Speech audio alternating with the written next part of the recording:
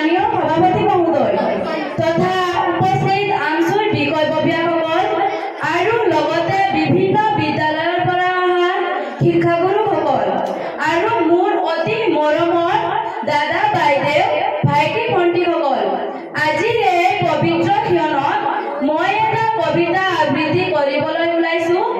কবিতাটোৰ শিৰোনাম ধূলিকণা মই, কবি চন্দ্ৰধৰ বৰুৱা। ইয়াত যদি কিবা ভুল হয় ক্ষমা কৰি দিব। ধূলিকণা মই, যিদিনা মৰিম মই সেইদিনা বাৰু জগতৰ কেনি হানি হ'ব। মৰিলোনে আছো মই এই কথা কিনো পৃথিৱীৰ কিমানে জানিব। মই মৰিলেও দিন গ'লে ৰাতি হ'ব, জোন বেলি ওলায়ে থাকিব। গছত ফুলিব ফুল, বতাহ বলিব, নিজ বাটে নক্ষত্ৰ ঘূৰিব। আজিৰ দৰে নিতে জগত চলিব, নাই তাত অকণো সংশয়। এই বিশ্ব সংসাৰৰ কোনো নিয়মেৰে লৰচৰ অলপো নহয়। মই নোহোৱাৰ বাবে এই জগতৰ কোনো কাম কৰি নাথাকিব।